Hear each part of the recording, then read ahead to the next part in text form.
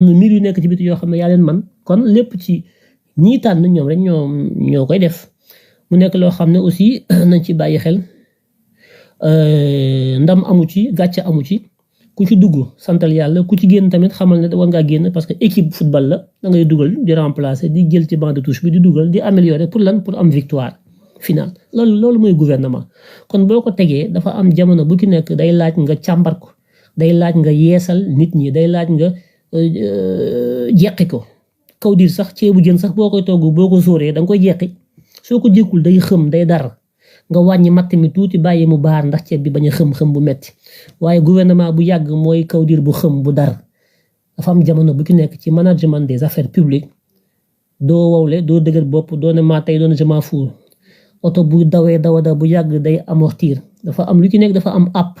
lépp loo gis muy daw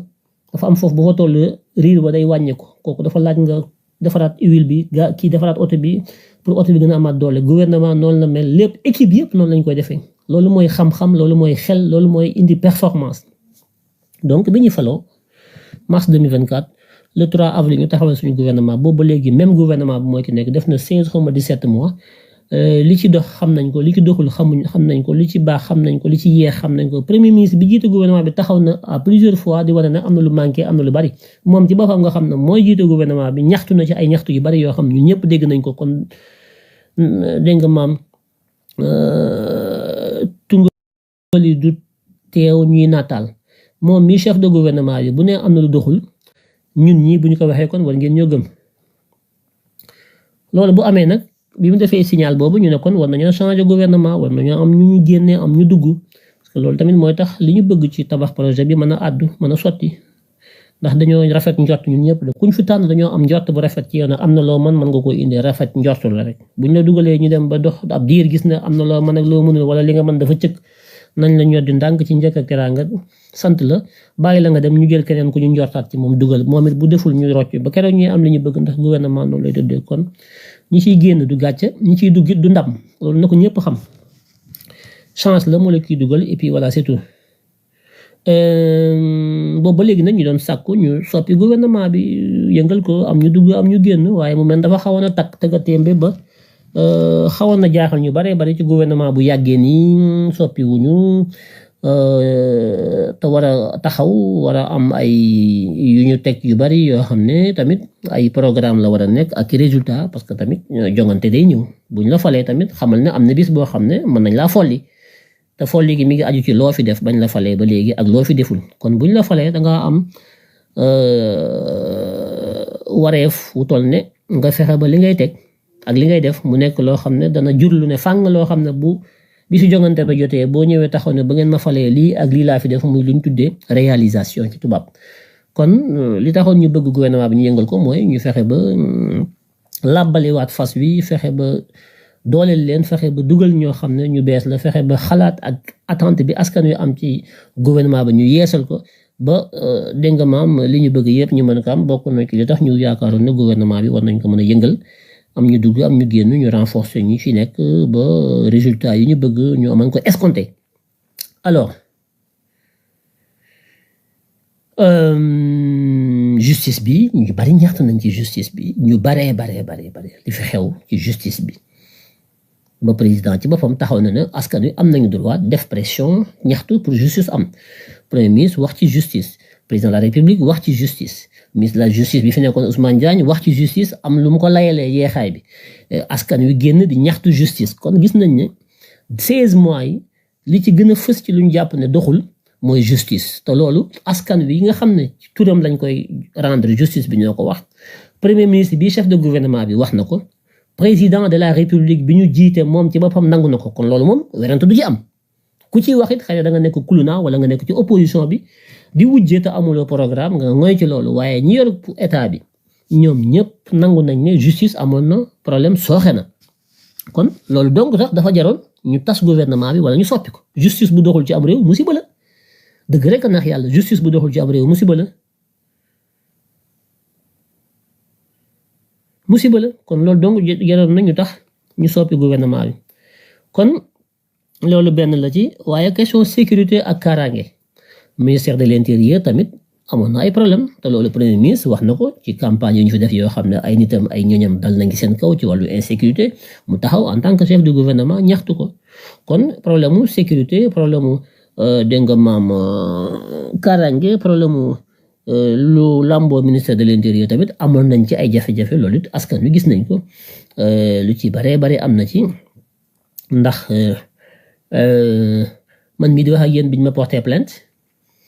dégg nga maam porté plainte bi non seulement porté wu ma plainte mais dañoo def ay pexe ci biir ministère de l'intérieur fexe ba daal di may defal opposition nga xam ne su ma wàccee aéroport ñu téye ma wala boog du ma mën a génn loolu ña ko def pexe yañ ko defee teguwul ci yoon ndax nit ki bala nga ko defal opposition da nga koy convoqué mënoo ko jot wala nga woo ko mënoo ko jot mais ay pexe lañ lal ak i nit yu nekk ci biir circuit bi parce que am nañu seeni nit yu nekk ci privé bi ñu seq ak ñoom ay mbir ñu defal ko loolu parce que ki ma porté plainte borom doole la tey gis ngeen rapport scientifique bi génne na ko muy Mohamed Dieng wala Xbet xëy na am na ay nitam xëy na je ne sais pas mais en tout cas li nga xam ne moom lañ ma defaloon mooy opposition boobu bi may génn aéroport ñu ne ma mën a ma am ñoom ñi ko xam ñëpp nekkoon ci circuit bi ci biir police bi ñenn ñi dañ koo metti lu ne lii jaarul yoon du dëgg du yoon ay kilifa yu nekk ci biir police bi parce que foo fekk ñu ay ñu jubadi da nga fa fekk ñu jub yàlla mooy doxale noonu yàlla mooy def loolu yàlla moom mi nga xam ne moom mooy xarañ mooy borom yuriju leyla fi nahaara wa yuriju nahaara fi leyli yuxriju l xaya min al mayit wa yuxriju l mayit min al xay borom kookee moom mooy wane boppam foo fekk ku bon di nga fa fekk ku baax foo fekk ku baax di nga fekk ku bon mooy fekk luy dund mu génn ci luy dee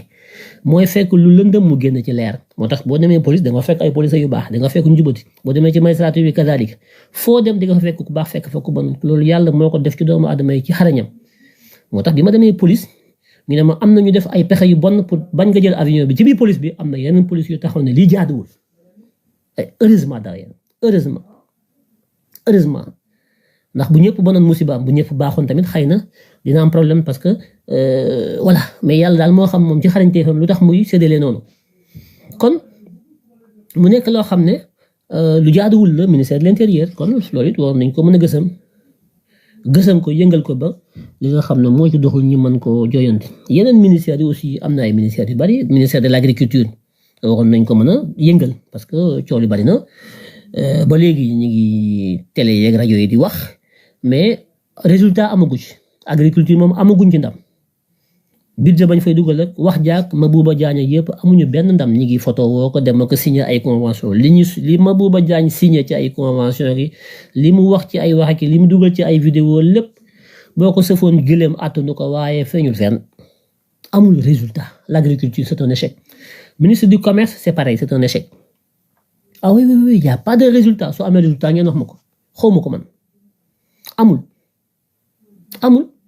noonu laa ko mën a citer ci ay ministères yu bari infrastructure bi ñu joxoon Yankhoba Diémé defuñu fi dara bañ fi faloo ba léegi Yankhoba Diémé wax leen ma lu mu def waa Casamance ngay jooy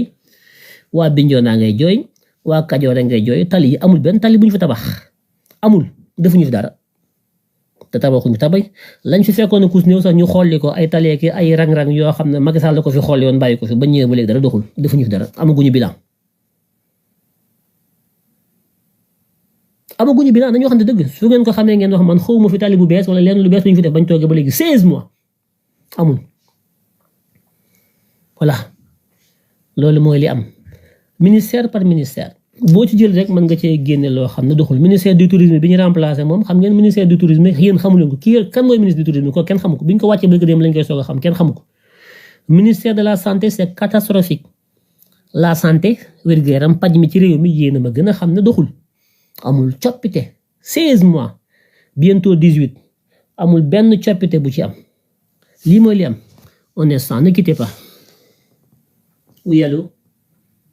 oui ça va tu vas bien ça va ouais ça va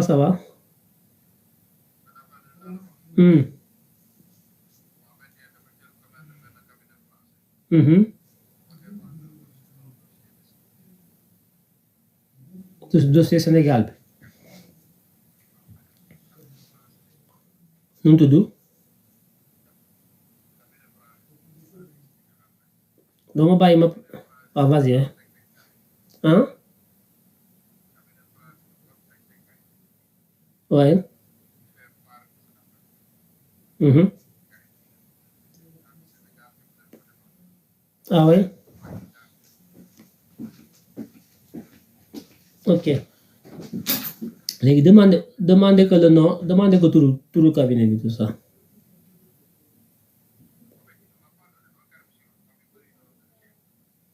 Ba dama nekk en live nii sur TikTok xaaral ma pare woo la. Ma nekk en live maa ngi lay woo suma pare live nii incha allah. Oui, donc baleinement, donc c'était un coup de fil de nos associés là, des informations qu'on nous donnait. Alors le micro est là, non, dama nekkoon ci wuyu téléphone là, c'était une urgence. Donc may wax ne gouvernement bi kon waroon nañ ko mën changer.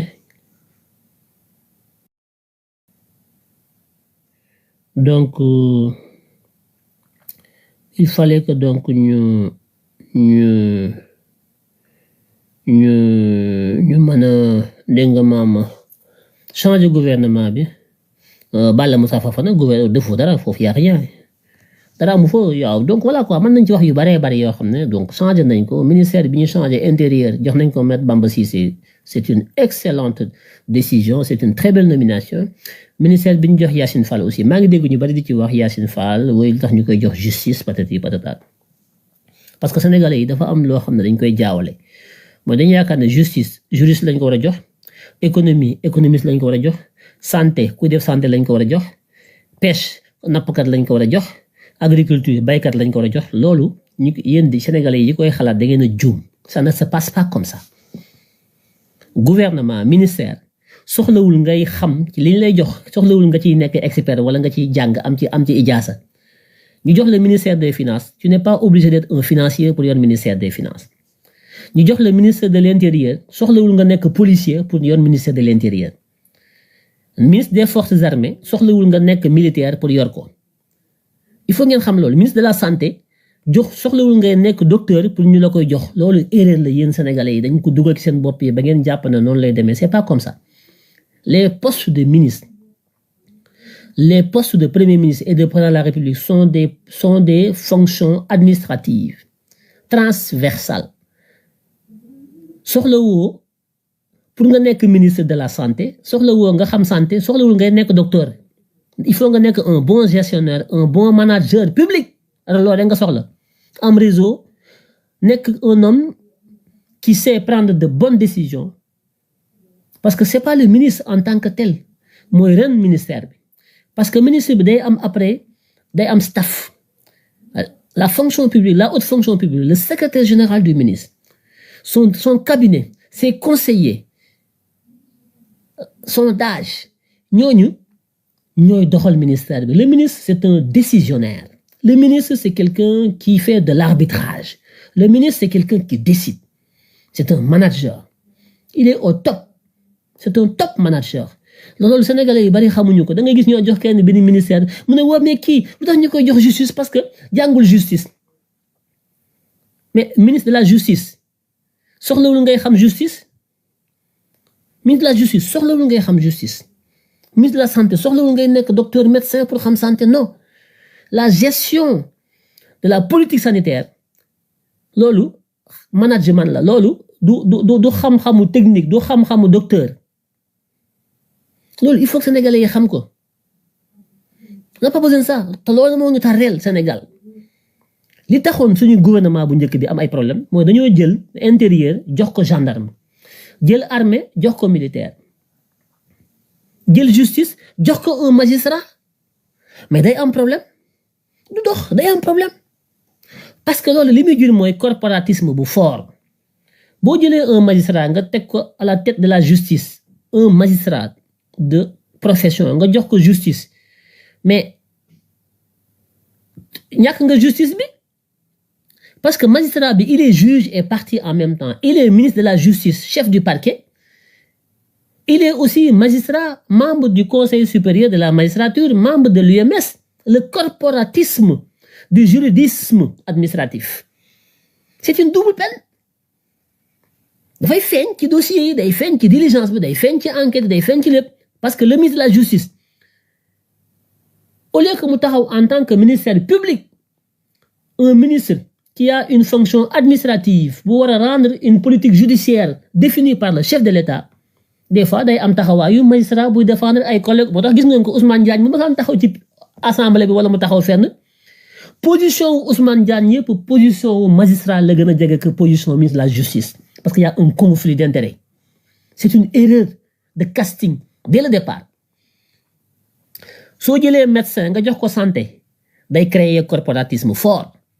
boo jëlee armée nga jox ko militaire day créer corporatisme boo jëlee policier nga jox ko ministère de l'intérieur day créer corporatisme déjà ñoom seen corps yi c'est des corps corporatistes de nature soo jëlee kenn ci ñoom nga teg ko ci seen kaw mais dañuy créer seen gouvernement parallèle c'est normal ils ont leur propre gouvernement parallèle loolu ay erreur de casting la dans le management public bu Sonko ak Diomaye war a xam c'est dangereux c'est extrêmement dangereux moo tax quand j'ai vu qu'on a pris un avocat yóbbu ko intérieur j'ai dit ça c'est un très bon choix ñu jël un économiste Yacine Fall jox ko justice voilà le bon management public man su ma nekkoon tey chef de l'État loolu lay def boo jëlee lu tax ministère des finances am problème économie finance et budget li tax problème bi mooy depuis Abdoulaye Wade depuis Abdou Diouf depuis Macky Sall Abdou Diouf sax moo tane woon mais li tax problème bi am mooy yéen sénégalais yi aussi loin que ngeen remonter dans l'histoire de la gestion de nos finances publiques à chaque fois ñuy jël ku nekk ci ministère des finances du budget et de l'économie dañuy jël ku nekk dans le corps soit des inspecteurs des impôts dans le corps soit des inspecteurs du trésor soit dans le corps des inspecteurs des finances ñi nekk ci ministère bi si ñooñu la ñuy tànn kuy jiite ministère des finances tout le temps c'est comme ça moo tax c'est du corporatisme pur et dur ils sont entre eux moo tax il y a beaucoup de corruption dans ce ministère beaucoup de corruption beaucoup de réseaux beaucoup de links beaucoup de microcosmes d'intérêts interconnectés de gens qui sont dans le ministère qui créent leur propre business dans le ministère ni ma koy waxee ci ministère des finances noonu la amee ci yeneen ministère parce que boo jëlee ku bokk ci benn groupe nga tànn ko def ko ministre bu ñëwee day du nekk ci gouvernement bi du nekk dans la fonction publique dans l'intérêt général day nekk dans l'intérêt du groupe c'est très dangereux lii Ousmane Sonko Diomaye dañ ko war a xam il faut mettre les gens pas dans leur corps de métier mais il faut les affecter dans l'autre corps pour casser le corporatisme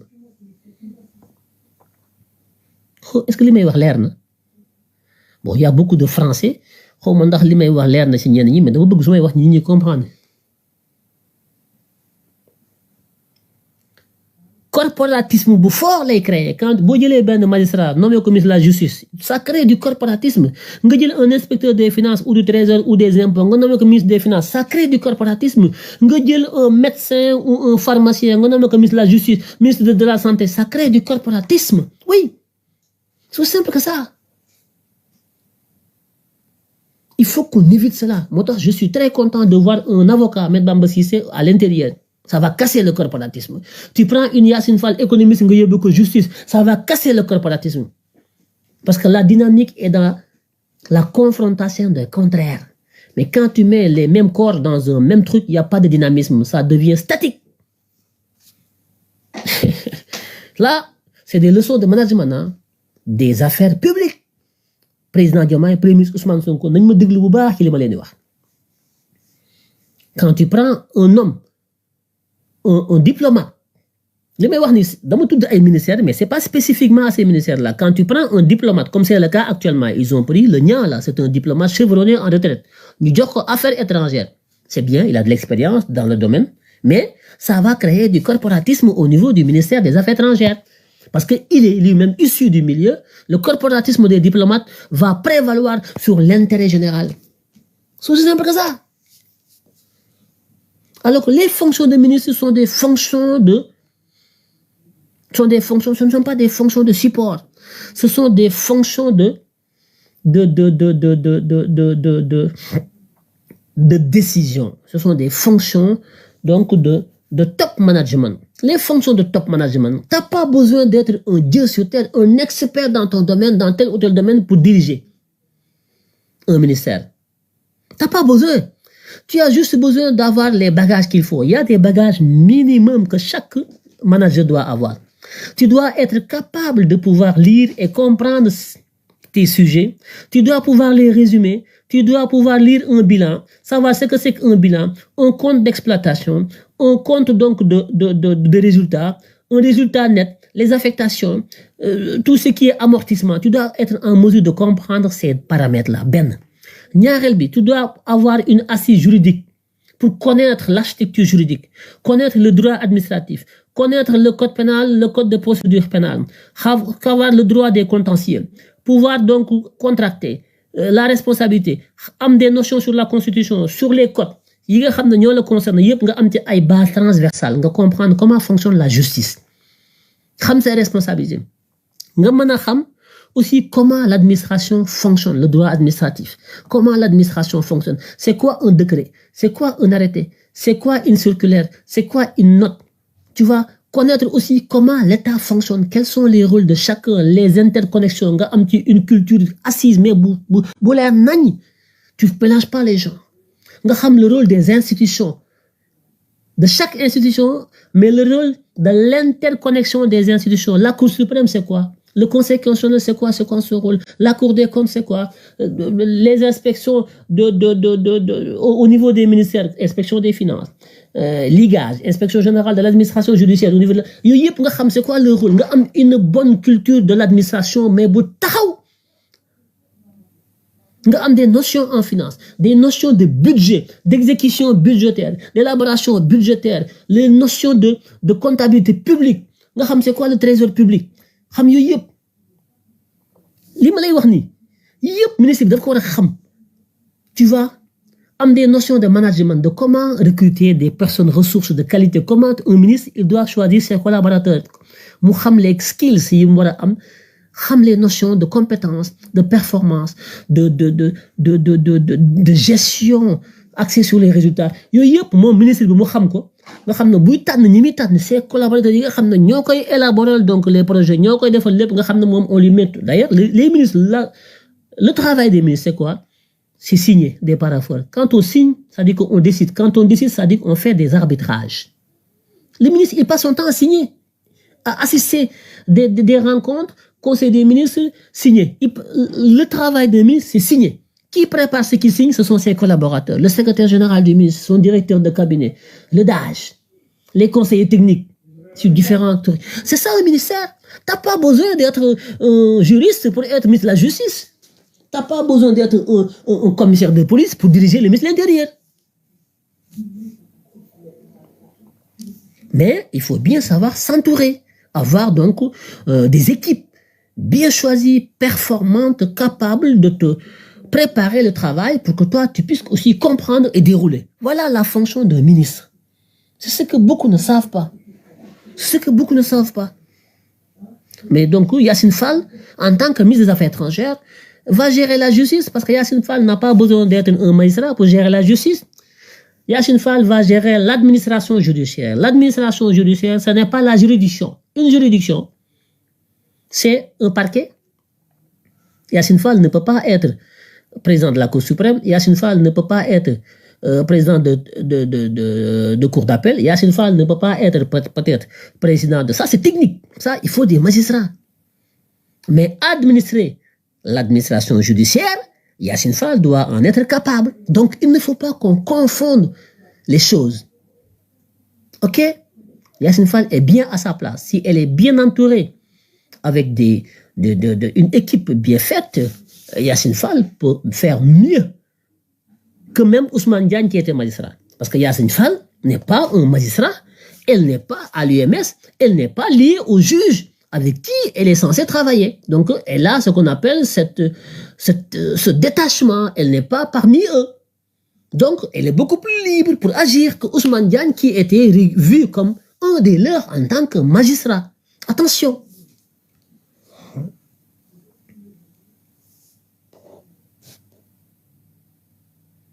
Donc, il faut être efficace, il faut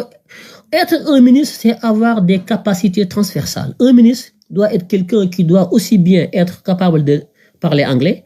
de parler français, de parler un wolof ou de pouvoir lire un bilan, de comprendre un dossier, d'avoir un ministre, de comprendre des sujets sur la santé, la culture, un ministre, tous les ministres doivent être des premiers ministres. Un gouvernement ne peut être performant que quand chaque ministre a les capacités d'être au même niveau que le premier ministre. Le premier ministre, lui, n'en parlons pas. Le premier ministre, c'est un ministre parmi les premiers. C'est un ministre qu'on a élevé comme étant le premier des ministres.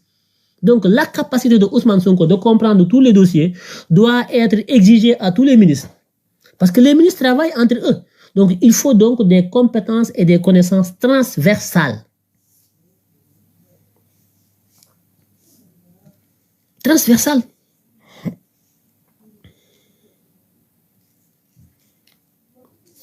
Oui. Mais pratique bi ñu ci bari pratique bi mooy tax après ñu mën a comprendre ñu roode pratique il faut pratiquer. C'est important la pratique. Mais Ousmane ak Diomaye ils l'ont fait au début, ils ont fait des erreurs de casting, ils ont pris des militaires yóbbu leen ci militaires yi jël ci magistrat yi yóbbu leen ci justice bi jël, c'est une erreur. Et gis naa ñu ngi koy continuer ba léegi di ko def. Déthié Fall jox nañ ko infrastructure parce que c'est un ingénieur en génie civil. Oui, ça peut passer, ça peut ne pas être un problème. Mais est-ce qu'il faut continuer à faire ça? Ça peut créer du corporatisme. Mais cette fois-ci, non, parce que Déthié Fall n'est pas un fonctionnaire. Si le ministère relève donc, si le ministère est un ministère où les gens qui y travaillent sont dans une corporation, ça c'est dangereux. Mais les infrastructures, effectivement, ce n'est pas un ministère de corporation. Mais le ministère de la Santé, c'est un ministère de corporation. Le ministère de la Justice, c'est un ministère de corporation. Le ministère de l'Intérieur est un ministère de corporation. Le ministère des Forces armées est un ministère de corporation. Le ministère des Finances est un ministère de corporation. Le ministère des Affaires étrangères est un ministère de corporation. Donc, dans ces ministères de corporation, il faut faire en sorte qu'on y mette des gens qui ne sont pas de la corporation pour créer un détachement, pour créer quand même une certaine, fluidité dans la gestion des affaires de façon à ce que les mêmes personnes ne soient pas dans les mêmes intérêts, ne soient pas de connivence.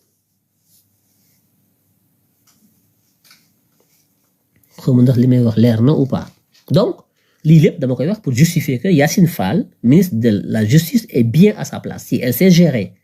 des équipes, si elle sait exécuter un budget, si elle comprend la politique judiciaire du chef de l'État, parce que c'est le chef de l'État qui définit sa politique judiciaire. C'est pas Yacine Fall qui définit la politique judiciaire, c'est Bassirou Diomaye Diakhar Faye qui définit la politique judiciaire. Et c'est Yacine Fall qui est chargé de faire la mise en œuvre à travers donc tout ce qui est évaluation, tout ce qui est décision, tout ce qui est orientation, tout ce qui est stratégie. C'est Yacine Fall, le contenu maintenant de sa mission, ce sont des techniciens, des magistrats, des gens qui travaillent dedans, qui lui préparent ça.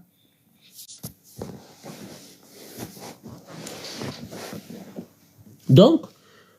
bu leen kenn ne wéy kii poste bi ñu ko jox waru fa nekk parce que moom lii la jàng nit mën na jàng li ñu jox ko lële. Ça c'est pas un problème dans le gouvernement. Le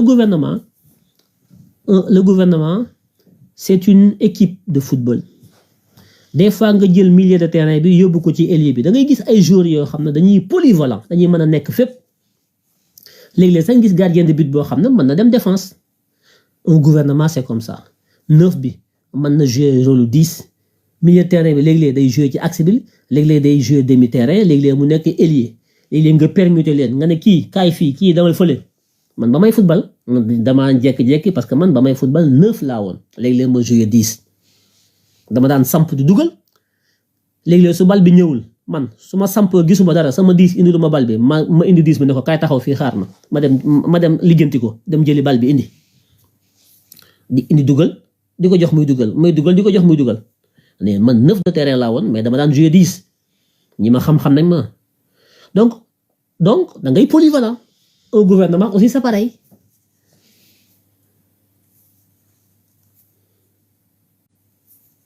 Kon na ko ñëpp xamee noonu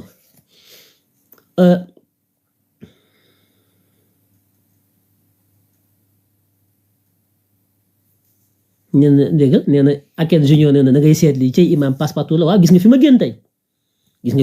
xam mosu leen koo xam ci man j'étais un grand joueur man laaj leen ñi ma xam oui xam nga loolu mosu leen koo xam ci man dama polyvalent te gouvernement loolu la soxla dama daan nekk 9 di xaar bal bi su ma gisul dama daan 10 bi yow yambar nga kay toog fii xaar ma comme mënoo indi bal bi ma dem indi la ko léegi la may indi ko mu jox ma ko ma ne ko déet maa koy dugal maa koy indi léegi la ma dugal léegi la ma mosal ko ne ko dugalal da ngay am pexe boo ko deful doo gagné voilà te léegi sax la nit ñi di am benn métier mais bu ngeen demee dans 3 4 5 siècles ñoom Cheikh Anta Diop ni c'est des physiciens c'est des historiens c'est des linguistiques c'est des égyptologues ñoom ils sont pluridisciplinaires mais léegi benn métier ngay am du sax mokk foofu benn bi sax doo ko mokkal ndax lan alors que les savants d'hier les gens étaient des savants ils avaient plusieurs métiers plusieurs compétences oui xam nga tey wax naa leen boo xam ne wax naa leen loo xam ne mosu leen ko imam bi ngeen may tuddee imam a dàqoon na football fi daan samp 9 di dugal rek su gisul bal bi na 9 bi na 10 bi ngay taxaw fii xaar ma ñëw dem lijjanti ko oui oui mais suma papa moo dama yow wuroo football bàyyi football mais heure bi kon Sadio Mané maa ko dàqoon na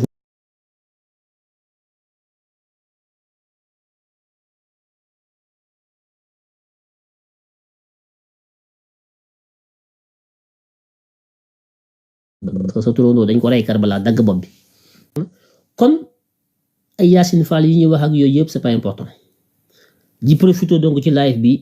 di féliciter notre avocat notre ami notre frère Maître Bamba Cissé qui a fait un travail extraordinaire pendant des années auprès de Ousmane Sonko qui est un homme digne un homme intègre un homme compétent un homme pondéré posé qui va, je pense, faire un travail extraordinaire et excellent au niveau du ministère de l'Intérieur. En tout cas,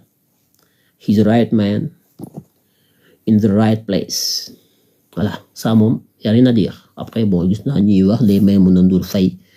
di daanu yës yi di yuuxu pariti patata, c'est normal Maïmouna Ndour Faye ngay yuuxu. C'est normal. Ñu jël un avocat émérite comme Maître Bamba Cissé. On n'a rien à le reprocher Maïmouna Ndour Faye di yuuxu di ko sikkal amul lu mu ko reproché amul lu mu mën a teg ci ko taabal gi ne Maître Bamba Cissé lii la def avant loo xam ne jëlul ñu koy teg fii amu ko de mu naan c'est un faucon comment Maïmouna Ndour Faye peut qualifier de Maître Bamba Cissé de faucon en quoi Maître Bamba Cissé est faucon il est faucon de en quoi heureusement ba l'ancien colonel de la gendarmerie Abdou Aziz Ndaw est sorti pour faire un beau témoignage sur qui est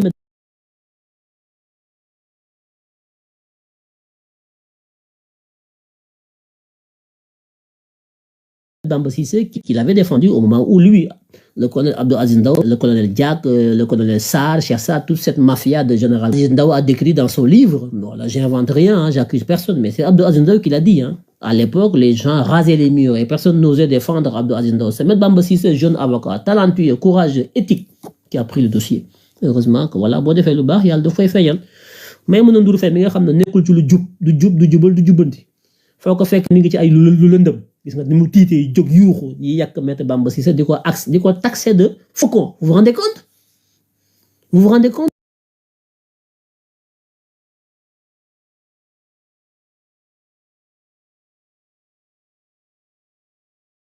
cybercriminalité moom Maïmouna Ndour Faye mënu ko justifier faucon bi muy accusé Maître Bamba Cissé moom boo ko newoon li nga wax foo ko teg mënu ko justifier en quoi Maître Bamba Cissé est faucon. Quelles sont les preuves? Être faucon, ça veut dire quoi? Comment on peut accuser quelqu'un qui à peine vient d'être nommé ministre de l'Intérieur? Comment c'est que vous exercez? C'est que vous avez acte nga accuser ko? Ça veut dire que Maïmouna Ndour Faye nekkul ci ay lu jub ci tappale képp la nekk. Tappaleem yooyu mu nekk nag moo tax mu tiit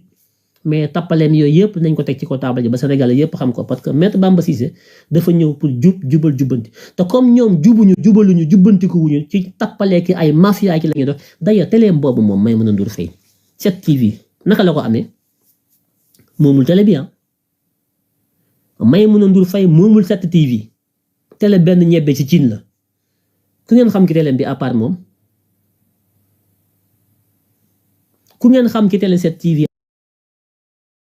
à part Maïmouna Ndour Faye wala wax leen ma ko da ngeen a mës a gis télé ci àdduna bu benn nit yore maam benn bëñ benn ñebbe ci cin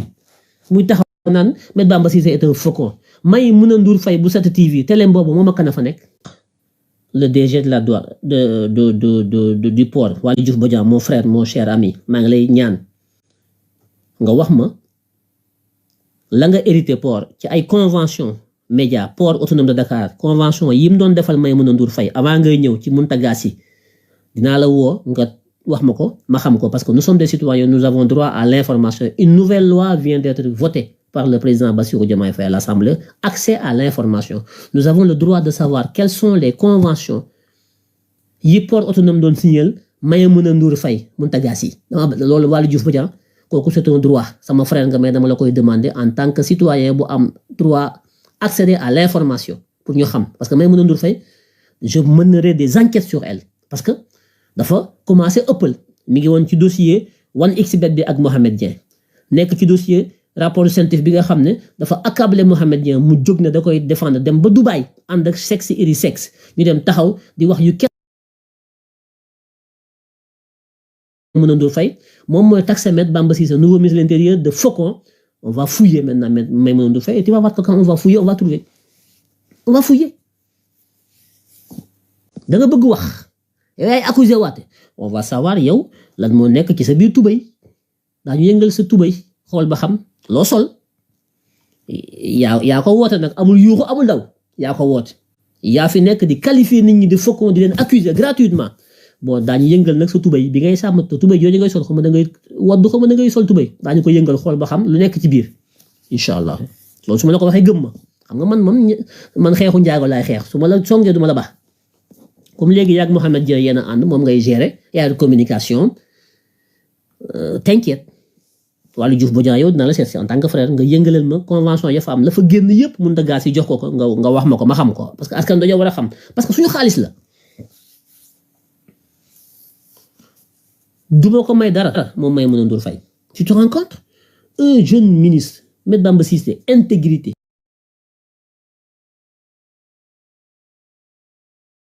ñëpp xam ko ci jub di ko accuser gratuitement fan la ko teg fan la ko teg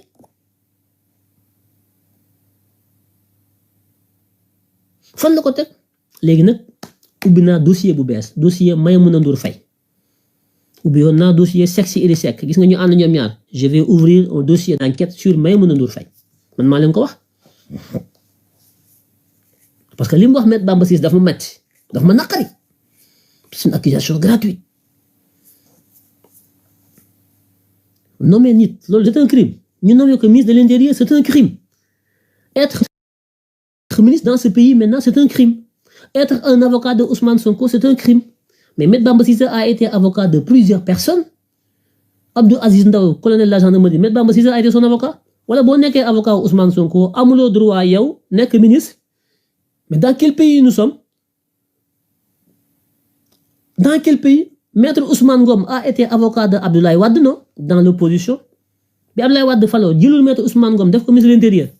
mais Maïmouna Ndour Faye elle se prend pour qui Cheikh Tidiane Sy jégal woon Abdoulaye Wade combien d'avocats Maître Amadou Sall bii nekku woon avocat wu Abdoulaye Wade Abdoulaye Wade bi mu faloo dafa ko ministre de la justice Omar Youm bii nekkul woon avocat bi Macky Sall faloo dafa ko ministre des forces armées mais dans quel pays nous sommes ba dans le gouvernement de Bassirou Diomaye Faye et de Ousmane Sonko ñoom amuñu droit def dara quoi lu ñu def rek il faut que ñu taxaw di yuuxu di wax kër di diaboliser comme si ñoom dañu fay def lu kenn mësul def Maïmouna Ndour Faye mooy kon dafay fonto nit ñi Antoine Diome du magistrat jëluñu ko jox ko ministre de l'Intérieur Macky Sall defu ko est-ce que bi ñu ko defee moom Maïmouna Ndour Faye yuuxu na mais parce que boobu mi ngi Maïmouna Ndour Faye moo ñooma ànd télévision bii lay laaj fan la ko jëlee 7TV kan moo ko moom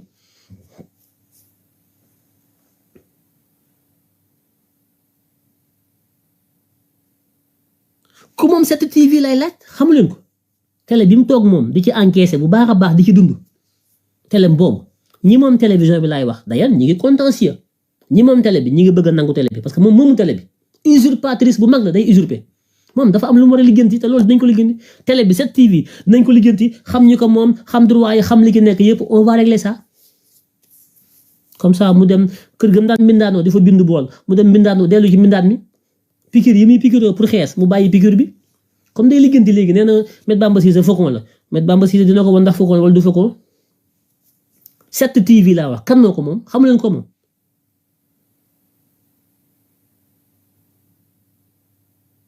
mais mu ne Ndour Faye moomul 7TV laa wax moomu ko de 7TV xam nga ñan ñoo ko créé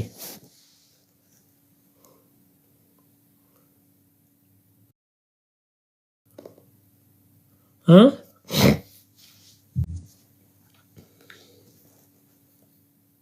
alors sama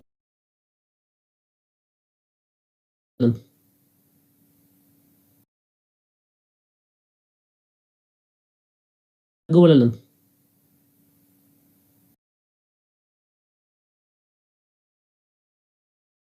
yéen a ngi may dégg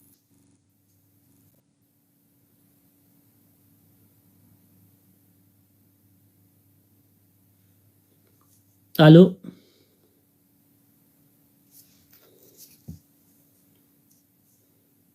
allo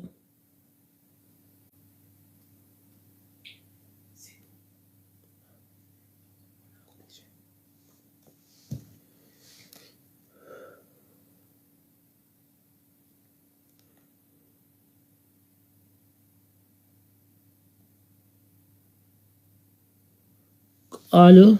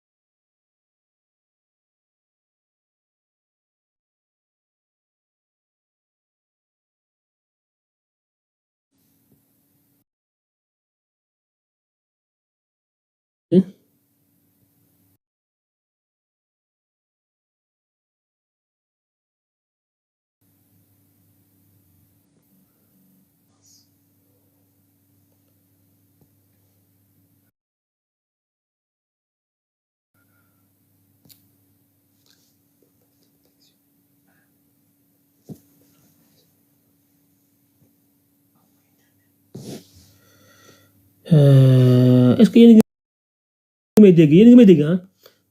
vous m'entendez là faites est-ce que yéen a ngi may dégg su fekkee yéen a ngi may dégg ngeen wax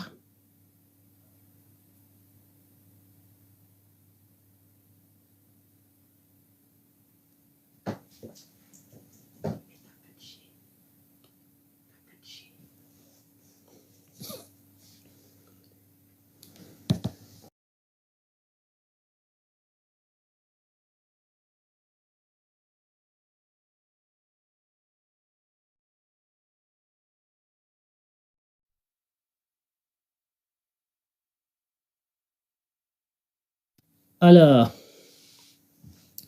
yéen a ngi may dégg c'est bon bon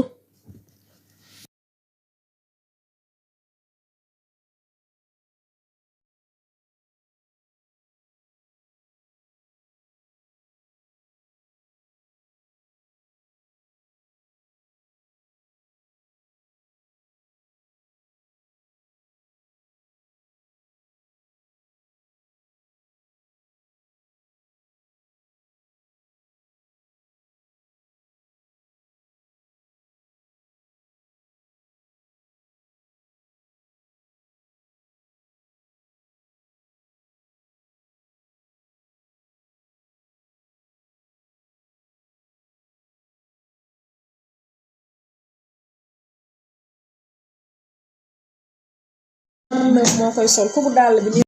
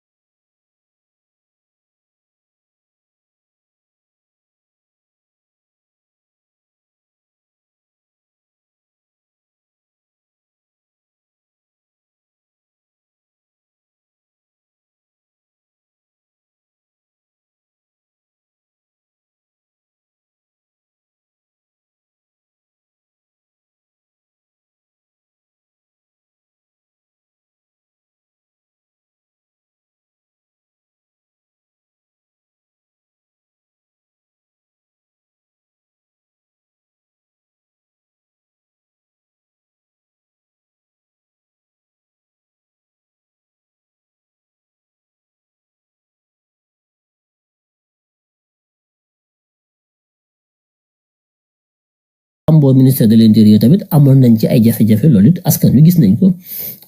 lu ci bare am na ci ndax man mii di wax ak yéen biñ ma porté plainte dégg nga maam porté plainte bi non seulement porté wu ma plainte mais dañoo def ay pexe ci biir ministère de l'intérieur fexe ba daal di may defal opposition nga xam ne su ma wàccee aéroport ñu téye ma wala boog du ma mën a génn loolu ña ko def pexe yañ ko defee teguwul ci yoon ndax nit ki bala nga ko defal opposition da nga koy convoquer mënoo ko jot wala nga woo ko mënoo ko jot mais ay pexe lañ lal ak i nit yu nekk ci biir circuit bi parce que am nañu seen nit yu nekk ci privé bi ñu seq ak ñoom ay mbir ñu defal ko loolu parce que ki ma porté plainte borom doole la tey gis ngeen rapport scientifique bi génne na ko muy Mohamed Dieng wala Xbet xëy na am na ay nitam xëy na je ne sais pas mais en tout cas li nga xam ne moom lañ ma defaloon mooy opposition boobu bi may génn aéroport ñu ne ma mën a ma am ñoom ñi ko xam ñëpp nekkoon ci circuit bi ci biir police bi ñenn ñi dañ koo metti lu ne lii jaarul yoon du dëgg du yoon ay kilifa yu nekk ci biir police bi parce que foo fekk ñu jubadi da nga fa fekk ñu jub yàlla mooy doxale noonu yàlla mooy def loolu yàlla moom mi nga xam ne moom mooy xarañ mooy borom yuriju layla fi nahaari wa yuriju nahaara fi layli yuxriju alxaya min almayit wa yuxriju almayit min alxay borom kookee moom mooy wane boppam foo fekk ku bon di nga fa fekk ku baax foo fekk ku baax di nga fekk ku bon mooy fekk luy dund mu génn ci luy dee mooy fekk lu lëndëm mu génn ci leer moo tax boo demee police da nga fekk ay police yu baax da nga fekk njubati boo demee ci magistrature bi kazalik foo dem di nga fa fekk ku baax fekk fa ku bon loolu yàlla moo ko def ci doomu aadama yi ci xarañam moo tax bi ma demee police ñu ne ma am na ñu def ay pexe yu bon pour bañ nga jël avion bi ci biir police bi am na yeneen police yu taxaw ne lii jaaduwul heureusement dara yéen heureusement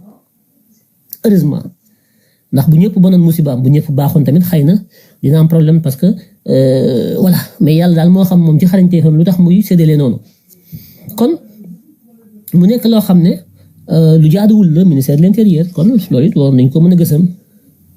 gësam ko yëngal ko ba li nga xam ne moo ci doxul ñu mën ko joyanti yeneen ministères yi aussi am na ay ministères yu bari ministère de l'agriculture waroon nañ ko mën a yëngal parce que coow li bari na ba léegi ñu ngi télé yeeg rajo yi di wax mais résultat amagu ci agriculture moom amaguñ ci ndam budget bañ fay dugal rek wax jaak Mabouba Diagne yëpp amuñu benn ndam ñu ngi photo woo ko dem ko signé ay convention li Mabouba Diagne signé ci ay convention yi li mu wax ci ay wax ak li mu dugal ci ay vidéo lépp boo ko sëfoon gëléem attunu ko waaye feeñul fenn amul résultat l'agriculture c'est un échec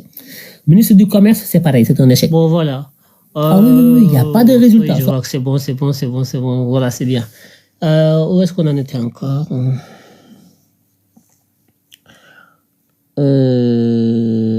voilà on était sur Maïmouna Ndour Faye maa ngi doon wax ne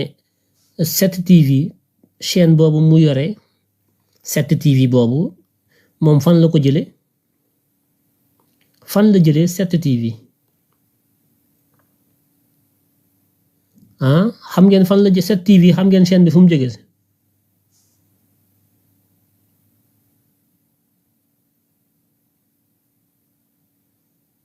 Faye 7TV fan la ko jëlee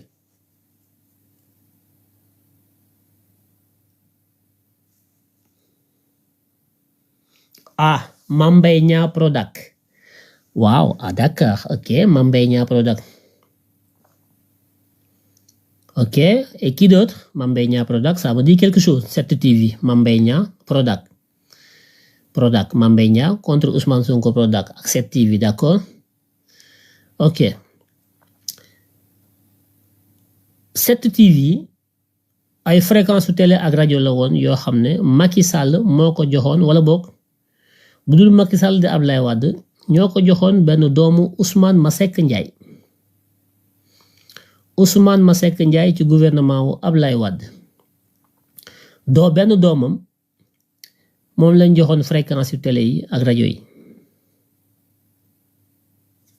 bi Macky Sall ñëwee au pouvoir am ay faucon xam nga Maïmouna Ndour Faye bu ngeen déggee mu naan Maître Bamba Cissé di ko tuddee faucon Maïmouna Ndour Faye xam na luy faucon xam nga faucon mooy ñi nekkoon ci palais bi di liggéey autour de Ablaye Wade ba créer dualité au sommet de l'État entre Ablaye Wade ak Idrissa Seck yéen a ngi fàttaliku ci boobu jamono 2002 2000 jàpp 2003 2002 sax ba 2003 pratiquement Idrissa Seck nekk premier ministre am ñu koy fexeel ci digganteem ak Ablaye Wade ñoom Ndiogou Wack Seck ñoom Mahmoud Saleh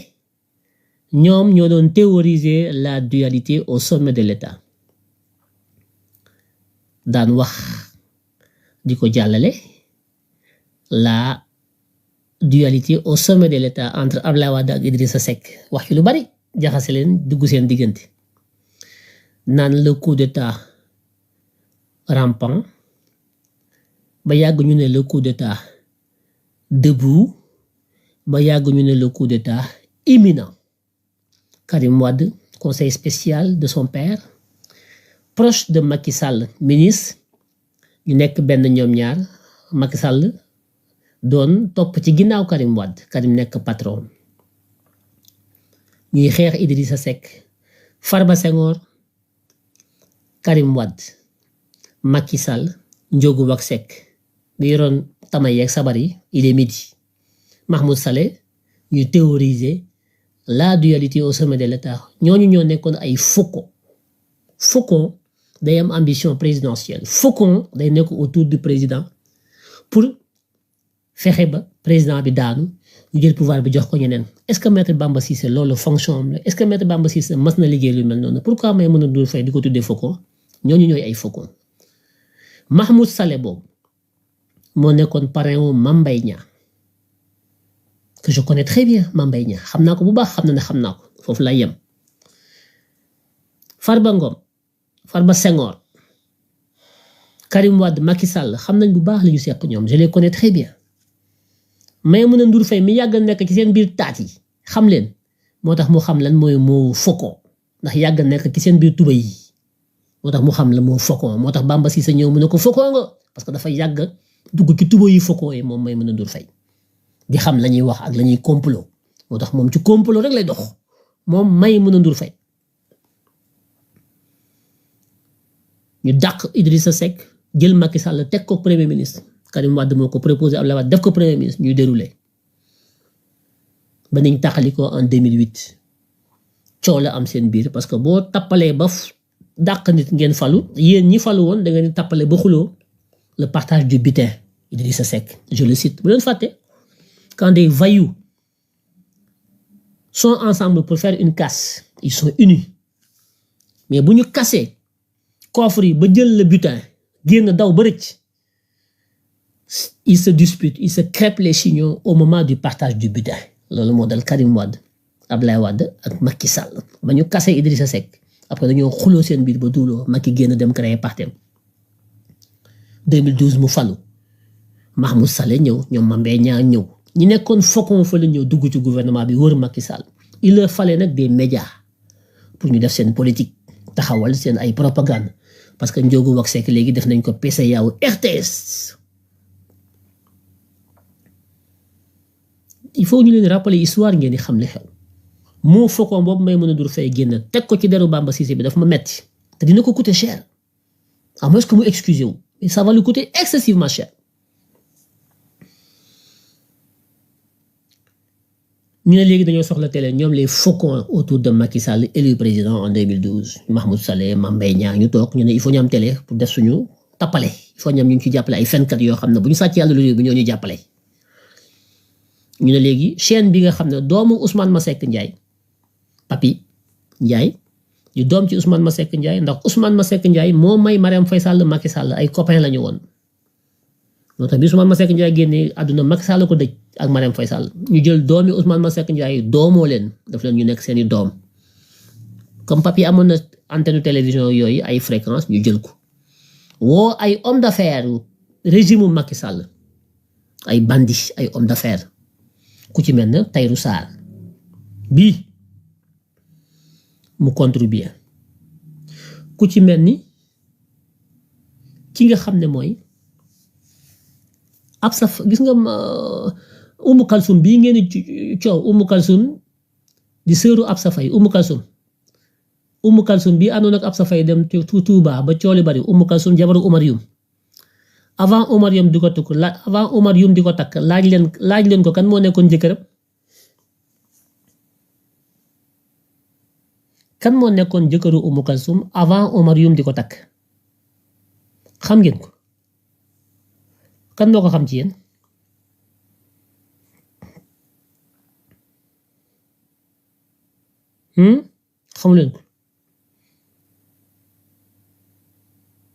xamuleen ko un certain Dia un certain Dia Kalajo xam ngeen Kalajo homme d'affaires businessman bu ànd ci régime Macky Sall génn na àdduna yàlla na ko yàlla yërëm Kalajo moo nekkoon jëkkëru Umu Kalsum avant Omar Youm di ko takk Kalajo boobu am na ñu ne participer na ci télévision bii Maimouna Ndour Faye taxawal tey Kalajo Dia def na ci alalam mu réseau Macky Sall bu fi nekkoon yor ay milliards yor suuf yor foncier jox leen ay milliards ñuy liggéey ñooñu ñooy les faucons ak les hommes d'affaires nébuleux yu nekkoon suñu suuf si suñu alal di ko sàcc ñoo taxawal chaîne boobu def ci seen xaalis jël Maimouna Ndour Faye mi nga xam ne lu nekk seen tuba yi ñu teg ko ci télé bi moom moomul télé bi de 7TV bi ngeen gis nii Maimouna Ndour Faye Cheikh Yérim Seck ñu dem Dubaï fekk fa Mohamed Dieng def seen yëfu turian yooyu dañoo tàmm ci ay turiandage la ñuy dox c'est des charognards voilà le faucon au moins moom il chasse il mange de par sa force mais le charognard mooy c'est un fainéant un paresseux il ne vit qu'aux dépens des gens comme moom Maimouna Ndour Faye ay Cheikh Yérim Seck ci loolu la ñu dox yor télé di chantage nit ñu toog di fen di sosal ay nit di leen accuser de faucon te ci ay tappale rek la ñuy dox te c'est terminé c'est des vautours mooy les charognards te loolu c'est terminé li muy yuuxu xam na bu baax lu tax muy yuuxu Bamba Cissé ministre de l'Intérieur rek mu tiit commencé yuuxu xam na lu tax muy yuuxu Maimouna Ndour Faye xam nga bu baax lu tax ngay yuuxu man nag bloqué nga ma ca xeex ba ca gat sa 2021 ca xeex ba nga ma bloqué ci sa fépp du ma la gis ay coupure lay gis booy wax 7TV nga ma bloqué ba fépp mais sama gat sa yow jeexagul su ma la ko waxee rek gëm ma maa ngi ci sa kaw nag pareel de Maimouna Ndour Faye parce que da maa déclaré guerre ci Mohamed Dieng ànd ak moom ak sexe iri sexe bay boo nga pare te su ma yow xam nga ne samay caméra laa yor dangaa bëgg lu leer nee nga Maître Bamba Cissé c'est un faucon eh bien prépare-toi contre le faucon yaa ko tuddee faucon di nga xam tey ngay xam luy faucon yow Maimouna Ndour Faye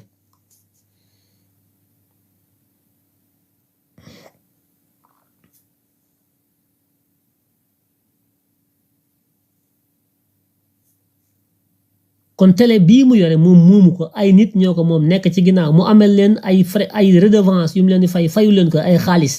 ba ñu ngi sax en justice d'ailleurs maa ngi woo le ministre de la justice Yacine Fall di woo Alioune Sall mi yor télécom ñoom ñëpp ñu taxaw comment ça se fait que Maimouna Ndour Faye mën a am fréquence télévision boo xam ne moomu ko di ko exploiter illégalement ñi moom chaîne de télévision bi nañu génn ñoom ñëpp taxaw il faut une enquête claire sur l'appartenance de la télé là kan moo ko moom fréquence les fréquences appartiennent à l'État est-ce que Maimouna Ndour Faye est en règle kan mooy jàppale Maimouna Ndour Faye ci suñ biir pouvoir parce que am na ñu koy jàppal tànk on va mener une enquête diligente ba xam ñan ñooy jàppale Maimouna Ndour Faye ñan ñoo koy jox xaalis ñan ñoo koy jàppal tànk ñan ñoo koy xeexloo di ko jël di ko dóor ci kaw Ousmane Sonko ak ki ñooñu Ousmane Sonko loolu dina leer te man ak doon maa leen ko wax su ma leen ko waxee dina leer Maimouna Ndour Faye a une haine viscérale vis-à-vis de Ousmane Sonko bi Cheikh Yérim Seck taxawee ne oui Ousmane Sonko dafa am ñu koy xeexal Diomaye am ñu koy xeexal ñuy créer dualité fictive parce que ci loolu la ñuy dox ñoom depuis Mahmoud Saleh depuis Palais il faut que ñu créer dualité entre Diomaye et Sonko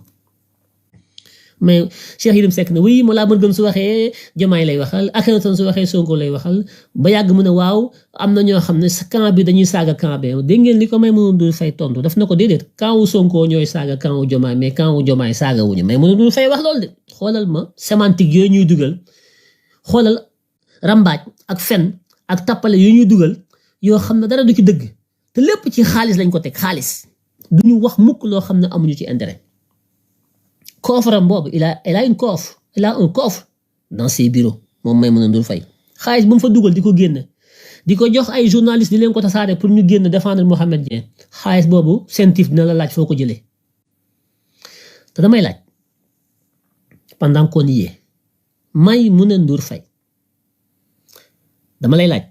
est-ce que mas nga seq benn marché ak Mohamed Dieng il y a de cela 2-3 ans benn marché de prestation boo seq ak une des sociétés de Mohamed Dieng ba nga am ci redressement fiscal entre yow à la société de Mohamed Dieng c'est une question. Nous allons fouiller au niveau des fiscs. Il y a des connivences et de fraude fiscale entre la société de Mohamed Dieng et la société de Maïmouna Ndour Faye. Il y a de cela 3 ans. On va fouiller, on va sortir les dossiers. Comme yow nee nga Bamba Cissé faucon la, le faucon va fouiller fraude fiscale bi nga def ci transaction boo def ak société Mohamed Dieng il y a de cela 2-3 ans au niveau de la direction générale des impôts et domaines. On va soulever le dossier. Il y avait un redressement fiscal parce que les montants payés ne correspondaient pas aux montants déclarés entre la société de Maïmouna Ndour Faye et la société de Mohamed Dieng. Parce que ay bandi ngeen, vous ne faites rien dans les règles de l'art. Rien dans les règles de l'art. Comme léegi da ngay songuwaate di tudde nit ñi faucon di attaquer, tu ne fais pas du journalisme, tu fais de la politique yow Maïmouna Ndour Faye. Nañ ci dem. Nañ ci dem, on va soulever tous les dossiers. Mohamed Dieng amoon na benn société bu ñuy wax Bet Online la doon liggéey ak waa LONASE pendant des années moom Mohamed Dieng bi ngay défendre yow Maïmouna Ndour Faye ak Cheikh Yérim Seck laaj leen Mohamed Dieng lan moo tax mu tëj Bet Online créer service online ngeen laaj ko Mohamed Dieng te li may wax ne danga bëgg ngeen dagg ko ngeen jox ko waa CENTIF jox ko waa parquet financier jox ko waa DIC ñi nga xam ne commencé nañu enquête bi commencé na de woowaguñu kenn mais enquête baa ngi en cours Diallo Mousse ak yéen tonay wax ak yéen waa DIC ñi ngi may dégg ñi ngi ci live maa ngi leen di invité DIC ci enquête bi ngeen def ci blanchiment de capitaux sur Mohamed Dieng ngeen fouiller Bet Online la première société de betting bu Mohamed Dieng taxawaloon entre moom ak la LONASE ngeen soulever ko parce que société boobu dañ ko tëj écraser ko lu tax ñu tëj société bi écraser ko Bet Online ñëw créer société bu bees bu tudd service online bi nga xam ne tey moo ëmb 1xBet yéen waa DIC def leen ay réquisitions au niveau des impôts et domaines def leen ay réquisitions ci Copay ci Sinet Pay ci Pay Me Trust ci Dunia Pay ci fépp ci Afitech fépp ngeen def ay réquisitions ci Orange ci Wave ci fépp foo xam ne xaalis dafay jaar ngeen def ay réquisitions di ngeen xam Bet Online lan moo tax Mohamed Dieng tëj ko écraser ko ñëw créer service online maay wax ak yéen de ak Keneton mooy wax ak yéen di woo waa service ñu def réquisition au niveau des impôts et des domaines il y a des inspecteurs des impôts et des domaines yoo xam ne bu ñu defee enquête bi ñooñu ci kaso bi lañ jëm parce que la fa xew ñoom xam nañ ko lañ def xam nañ ko redressement fiscal bu colossal ñu waroon ko fayuñu ko redressement fiscal boobu ci Bet Online fu mu mujj est-ce que Bet Online fay na ko est-ce que fayu ko lu tax ñu tëj Bet Online écraser ko di faire disparaître toutes les traces mais traces boo disparaître mën nañ ko indiwaat yan inspecteur des impôts lañ ko joxoon pour le redressement fiscal mën nañ ko xam mën nañ ko remonter est-ce que def nañ seen liggéey est-ce que defuñu ko lan moo ci xew ce sont des questions que l'enquête doit éclairer Bet Online la Mohamed Dieng njëkk a am avant service online bi nga xam ne tey ci lay opérer au nom de 1xBet parce que 1xBet c'est un nom commercial que service online utilise auprès de la LONASE pour engranger des milliards yuy jaar dans des flux normaux ak yeneen yuñ ne dafay jaar ci ay flux anormaux yuy jaar feneen contournement détournement loolu lañ ko accuser de blanchiment d'argent CENTIF moo ko wax l'enquête est en cours ndey Maïmouna Ndour Faye nee na da koy nee na défendre Mohamed Dieng on verra lépp leer on va sous le nee na Bamba Cissé intérieur faucon la bu mu ko weddi de vidéo yaa ngi fi on a tout déjà capturé on va voir qui est qui fait quoi dina leer man may wax ak yéen ak Akhenaton jalu muus bet online nañ ko xool soulever def ay réquisition fépp fu xaalis di jaar nañ fa def ay réquisition bu ngeen defee réquisition yéen waa DIC sur les 5 dernières années flux financier yi fa jaar yépp ñu détourné ko su ngeen àggul 500 milliards bu ngeen fa àggul ma xam ne am na lu ngeen bàyyi 100 milliards de détourné Lonase mu jaar ci ay flux bu ko matul dana ko jege yéen waa DIC ñi nekk ci Lonase di fa liggéey di ci am ay société lañ fa détourné yépp waxuma 1xBet moo ko détourné waxuma kenn moo ko détourné mais dama ne lañ fa détourné ci ay milliards Lonase bu àggul 100 milliards sur les 5 dernières années su ko amul ma xam ne defuñu liggéey bi convenablement newuma nag diw ak diw moo détourné waxuma ko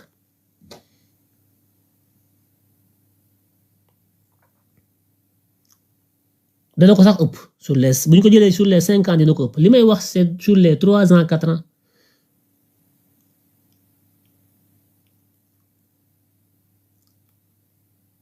kon Maïmouna Ndour Faye du dox ci lu leer du def lu leer du wax lu leer ci deal ak ci mafia dong lay dox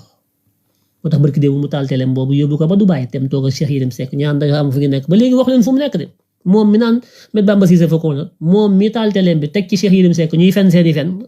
xanaa booy commencé fen da ngay wax foo ne dafa am fu ñu nekk on est à l'étranger Cheikh Yérim Seck xam nga ba école tigé day jàngale Cheikh Yérim Seck ban école lay jàngale ak ban université lay jàngale Maïmouna Ndour Faye comme da ngay mën a fen wax ñu Cheikh Yérim Seck ban université lay jàngale ak lu mu fay jàngale laaj leen Maïmouna Ndour Faye mi toog ci teleem bi ràjj Dubaï di leen ko nëbb ñemewu leen a wax Dubaï laa nekk ca fa Mohamed Dieng nekk ñemewu leen ko wax da leen di fen teg deal mook Cheikh Yérim Seck ñu daje fa na leen wax Cheikh mu nee na Cheikh Yérim Seck day jàngale bu école tijjee du am jot moom moo koy fekki na leen wax ne moom Cheikh Yérim Seck Dubaï la ko fekk bu ko wedd ñu génn preuve yëpp teg ci ko taabal ji day duul ngeen jégal ma ci kàddu gi moom Maïmouna Ndour Faye waxul dëgg day fen parce que moo taxoon ne met Bamba Cissé faucon la loolu daf ma metti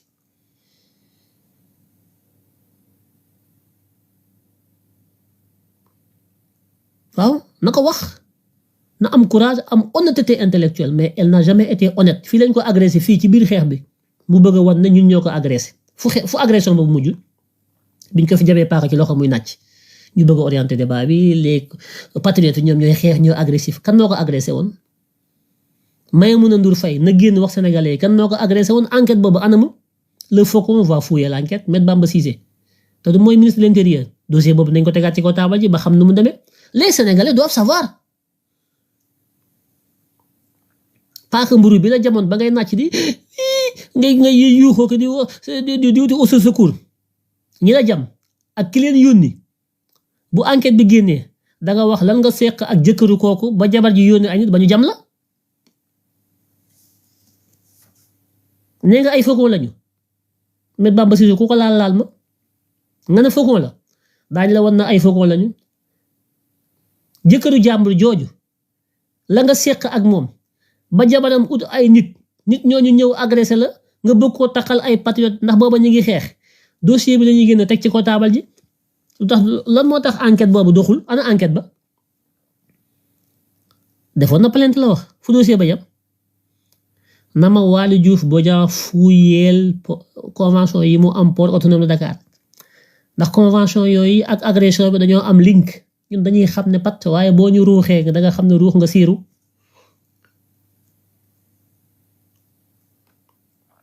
di nga xam ne ruux nga siiru met Bamba Cissé ngay tuddee faucon met Bamba Cissé lu ngeen ko reproché lan la ko Sénégalais yi mën a reproché c'est un homme irréprochable nga toog sa télé di fen parce que télé bi ni nga ko amee xam nañ ko nga seq ak ay nit yoo xam ne lu ñu xam ci yow rus nañ ko wax fii ci lu jaay jëf yu ñaaw ñu xam ko ci yow mënuñu ko wax fii jëf yu salte duñ ko wax ndax suñu yar mayuñu ko ngay toog di fenal met Bamba Cissé naan ay faucon la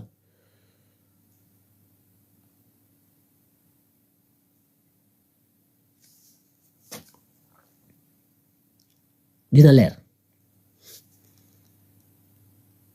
parce que am na loo xam ne suñu éducation mayuñu ko ñu koy wax fii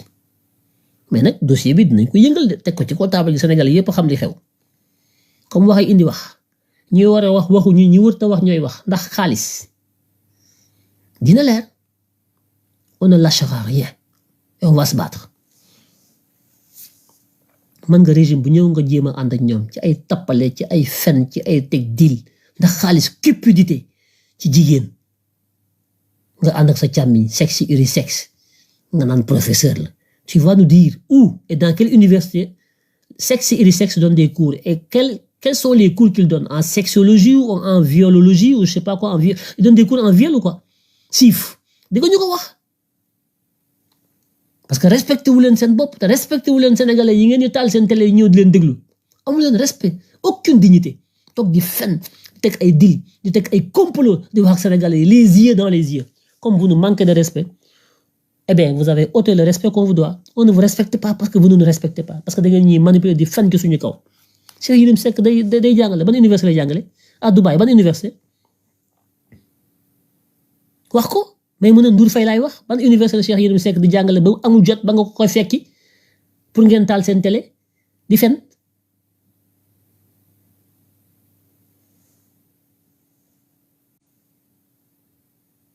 na ko wax. alors donc parel comme da nga ñu déclarer guerre da ngaa bëgg xeex di nga ko am ba mu doy sëkk ñoo ngi ñëw bu loolu weesoo kon. may ñëw ci li nga xam ne kon mooy gouvernement bi nga xam nañ ko réaménager ministère yu bari waroon nañ leen a mën a yëkkati parce que am na ñu bari ñoo xam ne ñu ngi ci biir liggéeyuñu loolu mooy dëgg am na luñ ci changé ñu ngi koy rafetlu di féliciter le président de la république ci acte bi mu posé di ko ci jaajëfal di ko encourager di ko wax ne suñu ñàkk déggoo ak moom daf koy xam parce que ñun du man boog du ma nëbbatu su defee lu ma ànd dama koy wax sant ko ci gërëm ko ànd ak moom protéger ko su defee lu ma àndul tam da koy xam man ànduma ak moom ci lu mu ne ma ne waaw déedéet bu doxul damay dal ci kawam ne ko doxul bu doxee ma ànd ak moom yiir ko attaqué ma défendre ko. acte yi mu posé barki démb ak Ousmane Sonko rafetlu naa ko te di ko woo di ko conseiller que acte yooyu mu continuer di ko doxal. fexe ba kenn bañ a dox digganteem ak Ousmane Sonko mu fexe ba li ko Ousmane Sonko ji kenn bañ na accam ndax loolu ñi koy ruux di ko dóor ci ko Ousmane Sonko wala bëgg a créer problème digganteem ak Ousmane Sonko ñooñu bëggaluñ ko jàmm gàcce lañ ko bëggal ak way woo xam ne du fay daa iman te loolu moom ça le concerne directement. bi mu jëlee acte bi barki démb ñu def remaniement ministériel mu photo ak Ousmane Sonko toog ñu génne ko. ñi ko doon tàcc moom jomaay yépp naan ko noonu la kërëb muy kulunaay ma jàmbalak tasak cisak ñoom ñëpp gis ngeen leen ñu jëfru génn kenn ku nekk di naan jox na ko lépp nag lii ne mooy fof nag jomaay moom ñu commencé critiquer jomaay di ñoom ñëpp yuuxu ña ngay yàq lu ne jomaay xam nga nag kon ku wax feeñ bu jomaay àndul ak Ousmane Sonko wala muy naqaral Ousmane Sonko ñu tàccu jomaay yow yaa ko yore nii la yow yaay président bi di am ful la jomaay ku baax la patati patata bu jomaay ne Ousmane lee nga yaa ngi defal loo def wax ma loo bëgg ma valider ñu ne ko ni nga ñàkkee fayda yow koy moom léegi laa kër waa léegi moo tax bi ñu attaqué jomaay barki démb ci samedi bi ci remaniement bi comme lañ doon xaar ci jomaay defu ko mooy jomaay xuloog Ousmane Sonko ba ñu yóbbu leen ca tribunal di leen atte ñu ne ñëw tagg jomaay ñëw ne leen man kii sama doomu ndey la maa ngi moom a ànd du ñu réeroo Ousmane waxal noo ko bëggee ñu defee ko noonu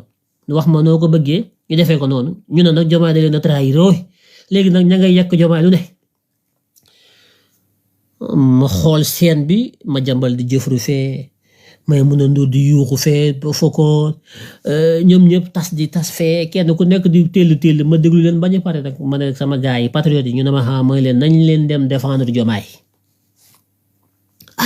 ñu daal di jël sama poste bi daal di koy partagé te ñoom ñëpp nag Akhenaton ngay défendre jomaay te Akhenaton bi doon dal jomaay ma ngay défendre jomaay ma leen maa tey di ma leen man jomaay du sama noon de yéen kulunaa yi bëgg a jël jomaay dool ko ci kaw Ousmane Sonko yéen sama noon bu jomaay ànd ak yéen ma boole na jomaay attaqué leen yéen ñaar ñëpp su jomaay ànd ak Ousmane Sonko ngeen attaqué jomaay yéen kulunaa yi bu jomaay ànd ak Ousmane Sonko ne ci rek soow ngeen dal ci kaw jomaay su jomaay seetaanee Ousmane Sonko ngeen ànd ak jomaay léegi nag ni may def xam naa ko man Akhenaton léegi su ma bëggee xam Diomaye ci lu mu nekk yéen kulunaa yi lay xool seen attitude ak seen position su ngeen tàccee Diomaye rek mooy Diomaye bàyyi na yoon wax nekkul ci yoon wi saa su ngeen tàccee Diomaye rek mooy Diomaye nekkul ci yoon wu baax wi kon damaa war a jooyanti Diomaye waaye su ngeen dóoree Diomaye di ko xas rek Diomaye ya nga ca la ko war mooy ànd ak Ousmane Sonko ak ñooñam di nasaka nocc man sama nattukaay la baromètre la ci man moo tax bu ngeen yuuxoo bu ngeen xasee Diomaye ma défendre Diomaye bu ngeen taggee Diomaye ma dal ci kaw Diomaye man foofu rek laa ko teg dootuma ci sonn man duma ci sonn bu ngeen gisee kulunaa yi tagg Diomaye rek dal leen ci kaw Diomaye xam ne na Diomaye bàyyi nag génn na kër ga mi dem na xaraani añ këru jàmbur te Diomaye kër gi mu nekk daa am añ am reer am ndékki am njoganel bu génnee di xaraani ci kulunaa yi rek dal leen ci kaw Diomaye moo tax bu kulunaa yi di tagg Diomaye rek xamal na Diomaye seen kër di xaraan njoganel nañ ut suñu yat génne ko fa dàqu ne ko sa kër am na njoganel moo tax fi mu doon ñoom ñëpp a ngi jëfru bu Diomaye ànd ak Ousmane Sonko ña nga yekk Diomaye loo xam ne nga xam ne bëgguñu Diomaye bëgguñu Ousmane Sonko liñ bëgg mooy tàqali leen ba Diomaye faible ñu dal ci kawam ñoom seen bopp lañ bëgg liñ bëgg mooy jaxase Diomaye ak Ousmane Sonko moo tax bu Diomaye joxee Ousmane Sonko ab lañ ñu xas Diomaye yàq ko loo xam ne barki dem xool li njëkk Diomaye rek ñoom ñëpp kon Diomaye am njàngat mu rëy nga am ci li ubbi sa bët te nga déglu ma man nii ñu yaakaar dama laa bañ maay kii la gën a bëgg Sénégal man ak keneen Diomaye boo may déglu doo juum mukk te di nga am ndam billaahi boo may déglu di nga am ndam man duma la siiral say bot ndax man je ne suis pas un homme de complaisance dama lay wax li nga xam ne mooy dëgg te su ma nekkoon sa place loolu lay def li may def laa lay wax Diomaye duma la wax mukk lu la neex man laa naqari nag mais duma la wax lu la loo xam ne sa njëriñ nekku ci te naqar nag njëriñ mën na cee am déglu bu baax li ma lay wax Diomaye Faye gis nga ñi nga doon àndal ñu lay tàccu naan la yow parce que dangaa nekkoon ci lu leen arrangé tey bi nga taxawee wane ne yaag Ousmane benn ngeen taal seen toog ci seen bureau photo lu mu sam Sénégal ngeen wane yéen ñaar ngeen toog di waxtaan ba juboo génn gouvernement kulu naa yee seen xol yaa ngay dagg seen xol yi dañu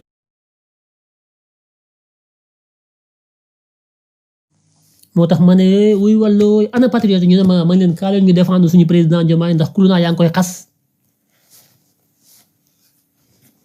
nit dangay nekk nit muus wala nga dof baromètre bi saa su ngeen déggee kulunaa yi tagg Diomaye tiit leen yéen patriote yi ndax ku la bëggoon a suul rey la def la ni mu la def ko ni mu def Didier Badji ak François Mancabou Didier Badji ak François Mancabou ñoom ñi di tagg Diomaye buñ jekko woon Diomaye dañ koy seeyal ci acide kenn du ko gis duñ ko suul ñoom ñooy tagg tey Diomaye am na lu tax liñ bëgg mooy xëcc ko njamalang ka wuy sa yaay njamalang ne leen sama yaay duma wooye paaka ñoom paaka la ñoo ci ginnaaw tanaan Diomaye njamalang leen tudda njamalang ko njamalang ka wuy sa yaay Diomaye ne leen sama yaay duma wooye paaka man paaka bi seen ginnaaw ngeen bëgg ma rendi maa lànk Fulbert Sambou ak Didier Badji ak François Mancabou ni ñu leen reyee buñ jekk woon Diomaye ak Ousmane Sonko noonu lañ ko def Diomaye bu fàtte lool de lu manti xew na nga diisoo ak Ousmane Sonko mooy sa doole mooy doole Ousmane Sonko ndax doole Ousmane Sonko mooy patriote yi te yow sa doole mooy Ousmane Sonko comme doole patriote yi mooy nga ànd ak Ousmane Sonko patriote yi aar la kulunaa yi faluñu kenn bu ñu ma woon a falu doo falu yow bu ñu ma woon a falu Amadou Ba la ñuy fal mënuñoo fal kenn buñ la tàccoo rek xamal na génn nga kër gu am añ reer njoganal ak bong-bong ak suusalu mburaake bàyyee nga ko fa dem di xaraani këru kulunaa yi saa soo ko defee ma fàq sama yat fekk la fa génne la fa ndax foofu du sa kër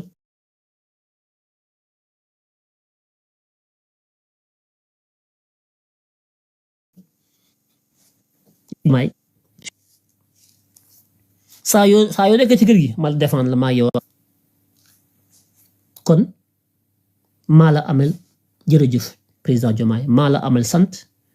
ci déggu ak déglu ak nooyal gi nga xam ne indi nga ko sa diggante ki nga xam ne mooy porte projet bi di président Ousmane Sonko tant que yéen a ngi nekk benn di ànd di diisandoo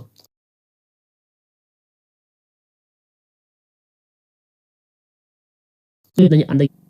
li ñu bëgg daañu ko réussir te mooy tabax Sénégal te Sénégal kenn li ñu Sénégal jaralu ko kulunaa yi Diomaye war ngaa xam loolu ñun li ñu Sénégal jaral 10e bi jaralu ko kulunaa yi ñoom nappaaja ak sàcc alal mooy ñoom xeexuñu ñun Sénégal suñu bakkan lañ ci jaay pour mën koo defar dañoo joxe suñu bakkan pour mën koo defar kooku ñun bu ñu sàggane Diomaye bu ñu sàggane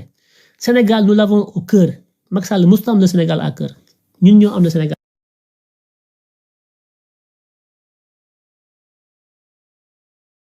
le don de soi Macky Sall n'a jamais fait un don de soi ak ñi mu àndal ay kuluna lañ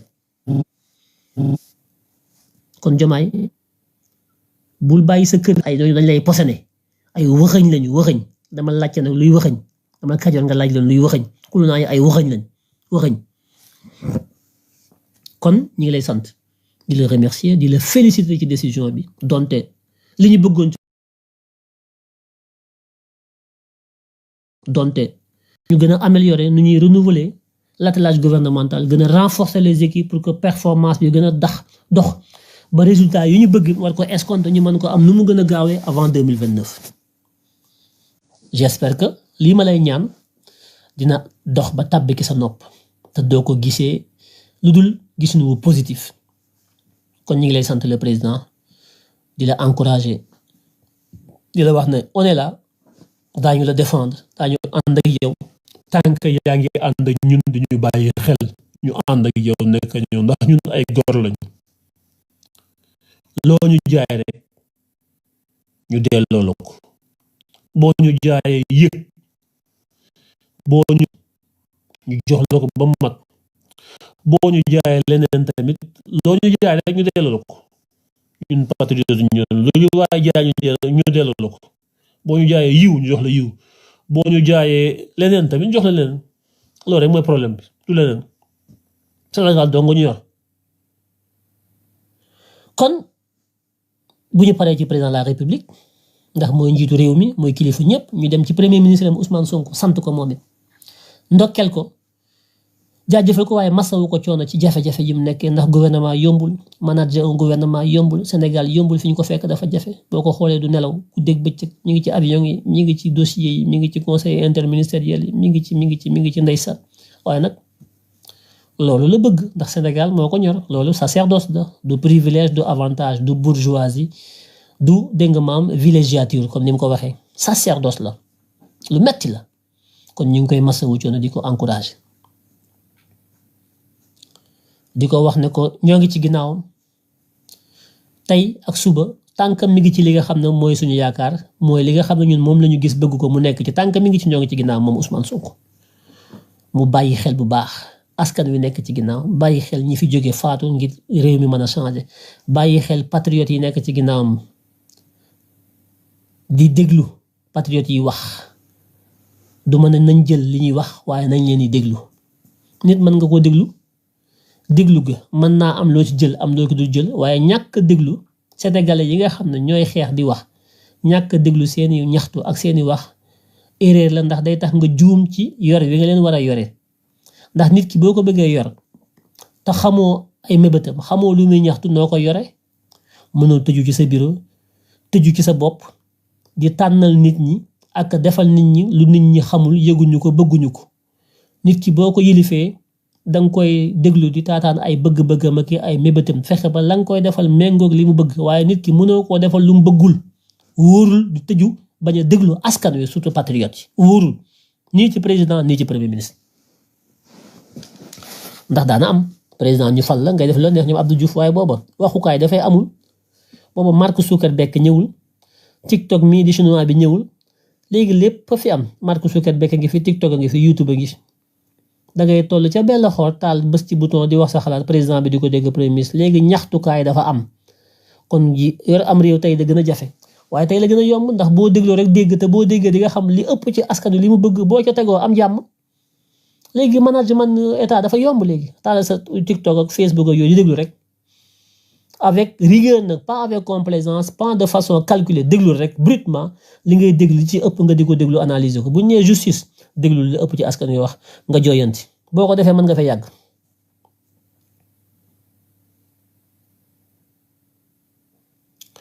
kon ñi ngi féliciter le premier ministre moom it ci taxawaayam ci wekk bi mu wekk président ci respect bi mu ko jox ci cër bi mu ko jox ak nangul gi mu ko nangul ne moom mooy kilifaam en tant que président ci fekk gi mu ko fekk ci biroom ci ñu toog waxtaan ci diisoo ba déggoo ba juboo ba taxawal gouvernement ensemble des membres du gouvernement di leen wax ne ñi ngi leen di xaar di leen encourager di ànd ak ñoom di leen accompagner te ñoom it li ñuy wax président wax ko premier ministre moom la ñuy wax ministre yi écoute déglu ubbeeku nekk ci waar yu di liggéey moo leen war fexe ba am ay résultats waaw ndax ñun ñooy campagne de bu campagne jotee ñun ñi ñooy campagne bu ngeen tegul dara suñu loxo du ñu am lu ñu campagne moo tax duñu leen may dara résultat yu ñu mën a téye ñun pour campagne pour amaat ndam bu leen fi tegee ne ngeen di noo saka nappaaje liggéeyu leen ba campagne jot ñun lu ñuy wax waa koñ ba moo tax man duma leen yërëm duma leen may dara wax bëgg mu leer bu loolu weesoo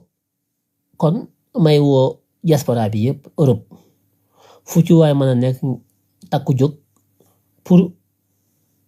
fekki Ousmane Sonko Milan waaw Milan fekk si Ousmane Sonko Milan dem na tey ma nga Dubaï le 12 lay ñëw Milan ba le 14 diaspora bi yëpp ñu ngi leen fay woo ñu nekk Europe ak fu waay mën a jóge sax ci àdduna bi boo ko mënee te tal ko ñu ngi lay woo ci ndaje moom ñu dajaloo dajeeg suñu président Pastef premier ministre Ousmane Sonko saafonte ak moom diisonte ak moom waxtaan ak moom mu ñëw indil leen yi mébét ak yéene bi mu am ci naka la nara joyantee koom-koomu réew mi muy plan de redressement boobu mu taxawal waaye ban taxawaay la ci diaspora bi war a am man mii am naa ci programme pour diaspora bi contribution bi mu war a am dinaa ko jébbal sama xalaat ay réflexion yu ma ci def dinaa ko jébbal muy sama wàll man ci naka la diaspora bi war a mën a taxawee pour accompagner le plan de redressement parce que diaspora bi mooy le premier acteur du développement du Sénégal ñi ngi wax FMI Banque mondiale ay nouveaux programmes l'aide publique au développement ñi ngi wax yooyu yëpp mais première banque du Sénégal premier investisseur du Sénégal ki ëpp li muy dugal alal ci Sénégal mooy diaspora sénégalaise moo tax Ousmane Sonko tànnul dem Italie par hasard lu mu def rek am na lu tax diaspora Sénégal bi nekk Italie moodu yi Espagne bu ñëwee Portugal ñëw France ñëw daanaka dangay am 75% de l'apport de la diaspora du Sénégal à l'étranger plus de 2500 milliards daanaka 1500 yi wala 2000 yi foofu lay jóge ci zone boobu kon dem Italie nekkul lu mu xëy rek gént def ko dafa am bu baax fu mu ko teg ci contribution apport bi diaspora bi di indi ci wàllu koom-koom bu dugg ci Sénégal loolu mat na fukki yoon li ñuy banque mondiale ak FMI di jox bi ñuy coow lu bari bi banque mondiale ak FMI joxuñu ñu xaalis li Sénégalais yi diaspora bi dugal ci Sénégal moo ëpp fukki yoon ñaar fukki yoon li ñuy am ci FMI ak banque mondiale kon am réew bu bëggee soqaliku bëgg moom boppam moom réewam moom koom-koomam mooy li ñu tuddee souveraineté te am ay doomi réewam ay ma réewam yu nekk bitim réew du liggéey di dugal ay milliards yu dul jeex ci réew mi ñooñu dafa jaadu nga dem gisi leen toog wax ak ñoom ne leen réew mi fii lañ ko bëgg a jëme te yéen ñii di doomi Sénégal nekk bitim réew yéen dañoo bëgg ngeen nekk ci xolu doxalin bi nga xam ne moo nar a suqali Sénégal ci seeni koom-koom yu ngeen am ci bitim réew ngeen mën a fexe ba ànd ak état ñu tabax réew mi tabax yéen wu dëng wu jub woo xam ne day jub xocc woo xam ne day tax réew mi mën a dox lii moo tax Ousmane Sonko ne maa ngi dem Italie di fa xaar doomu sénégalais yi nekk Europe gépp ku ci am xalaat ak projet ngi indi ko ndax gouvernement du Sénégal souveraineté la woot te souveraineté mooy la charité bien ordonnée commence par soi-même bala ngay laax jaay dangay laax lekk bala ngay jëggaani ndimbal feneen dangay fexe ba sa doomi réew sama réew la ñu yore ñu fëgg seenu gafaka la ca nekk ñu génne ko teg ko ci ko tabal ji bu tabax réew mi nag ku nekk préparé wu à l'effort de contribution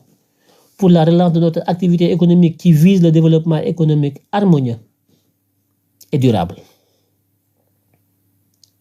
Est-ce que leer na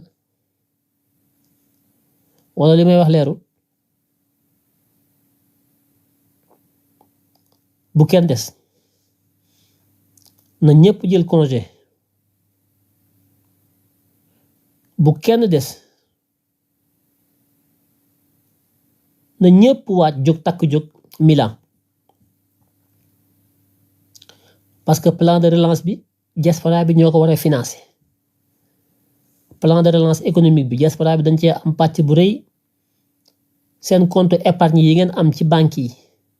seen tontine yi daayira yi ci diaspora bi tontine yi ngeen bokk teg yi natt yi compte xaalis bi ngeen bàyyi seen compte épargne yi na ngeen mobiliser lépp ñu dagale ko ay milliers de milliards la ak liñ doon yóbbu ci ay lekk ki ay tabax yi kër gi yooyu yëpp ñu xool luñ ciy jël yëpp takk ko ba mu mel na say mat ñu boole ko ci benn goj dugal ko ci benn baag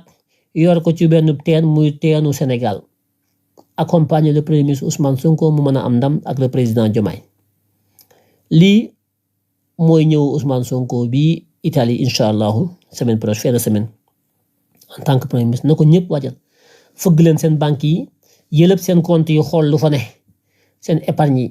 seen tontine yi seen daayira yi seen dégg nga maam natt yi yëpp ngeen yëlëb ko ndax mënuñoo dem di uti xaalis France di ko uti Amérique di ko uti FMI ak Banque mondiale ba noppi am ay doomu réew yoo xam ne la ñuy jëggaani ñu ci yeb tubaab bi dañu ci yeb ñun bu ñu ko dagalee mën nañ koo am ful ko ñaar fukki yoon nit du jëggaani lu mu am lii ñuy jëggaani ki tubaab bi ñu ci yeb jàppee ñu ay jaam ak ay yu kenn xamul ak naar yi dañuy pelli ñun mi ngi suñu poos it dañ koo dagalewul takk ko bam ne koo du joxe ko mi ngi suñu poos bu doolu weesoo projet bi Pastef c'est la diaspora Pastef diaspora bi mooy Pastef bu diaspora amul woon Pastef du dem fenn lu Pastef am diaspora la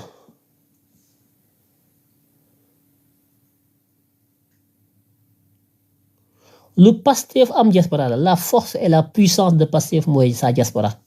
su amul woon Pastef du am su diaspora amul woon Pastef du am donc Pastef parti politique u diaspora yi la diaspora bi ñoo ko moom te loolu kenn du ko werante kon loolu na ci Bassirou Diomaye Faye Bassirou Diomaye bàyyi xel Ousmane Sonko na ci bàyyi xel les membres du gouvernement DG yéen ñëpp na ngeen xam ne diaspora bi du lu ñuy fontoo ak lu ñuy caaxaane na ngeen leen fullaal bàyyi leen xel ubbi seeni bunt ak seeni téléphone di leen déglu ci seeni projet fexe ba insérer leen ci seeni projet ñu indi seen ay capitaux dugal ko ci projet yi ngeen privilégier leen fexe ba boole leen ci jiital leen ci waaye sax ngeen avantager leen parce que am nañu expertise am nañu expérience am nañu compétence am nañu pouvoir d'achat am réew du am ay doomi réew yu mel ni ñu di leen sàggane gouvernement du liggéey mukk tànk gisuma gouvernement wu Ousmane Sonko bu ubbi guichet unique boo xam ne képp ku nekk diaspora am sa carte consulaire wala nga am carte buy wane na yow ci dëkk ba nga nekk am nga fa carte consulaire boo ne cëpp Sénégal bëgg a investir secteur bu nekk doo seeti kenn da ngay dem ca guichet unique ba projet ya fa nekk yëpp ñu teg ko fa ut benn site benn website site internet boo xam ne tous les projets de l'État yu fa nekk diaspora bi mën ci am accès kenn ku ci nekk nga mën a inscrire ci projet bi mën ci discuter kii projet bi mën a wàcc Sénégal bu ñëwee ak sa carte consulaire nga mën a badge soo badge ñu boole laaj ñi nga war a waxal ci projet bi doo fa nekk di wëndaloog di téléphoné woonaa diw jot na maa jotuma lépp ñu koy monitorer de façon en temps réel projet bi ça m'intéresse dama ciy dugg ministère bi moo ko yore direction bi lépp ñu di ko gérer mu nekk benn direction à part buy gérer la diaspora parce que booy dem Sénégal da ngay jël temps jël sa billet xam ñaata bis nga fay def jël say congé natt lépp boo demee Sénégal di wër ay nit yoo war a toogal ba sa jour yi nga war a jël nga jëlaat sa avion boo ñibbee xol bu tàng nga ñibbee te manque d'organisation manque de sérieux manque de rigueur loolu dafa war a jeex ñi dagg billet di jóge diaspora bi dem Sénégal ci ay projet bu ñu ñëwee dañoo war a gis seen ay interlocuteur wala li leen tax a ñëw loolu mën a avancer mais dagg billet dem ba Sénégal ci projet nga dem ba ñibbisiwaat ki taxoon projet bi mën a dem nga war koo gis doo ko mën a gis soo woowee téléphone doo gis kenn amuloo benn direction ba mën a dem foo dem doo fa fekk kenn réew mi loolu dafa war a jeex loolu dafa war a jeex il faut que ñu créer des structures yoo xam ne ñooy mën a porter les projets de la diaspora c'est fondamental c'est important te j'espère que président Ousmane Sonko premier ministre du Sénégal bu ñëwee Italie yii may wax dina ci wax j'espère su fekkee dana bëgg nañu dem yaakaar naa dana ci wax kon lii mooy li nga xam ne dama naa ko indi ci wàllu gouvernement bi di leen féliciter di leen encourager di leen wax nañu gën a baral gën a taxaw di ñaan yàlla mu may leen ndam gannaaw ba ñu defee seen kéem kattan di ñaan Ousmane Sonko visite bi mi def Dubaï aussi nekk visite bu am njariñ ci Sénégal lim na nga ñëw def si Italie aussi kadalika di leen jaajëfal yéen ñëpp yéen sénégalais yi ci biir réew mi ak ci bitim réew sama followers yi nga xam ne su ma wootee ñu ñëw ñun ñëpp ñu ngi leen sant leen gërëm di leen wax ne nañu gën a takku gën a taxaw di wax suñu ministre de la justice madame Yacine Fall am nañ ci moom yaakaar ne li yeexoon ci dossier ci justice bi li ñu naqari woon yëpp dina ko def kéem kàttanam pour mën ko saafara. gis naa nag ñu commencé génn naan waaw di ko jéem a féewale moom it di ko jéem a jaxase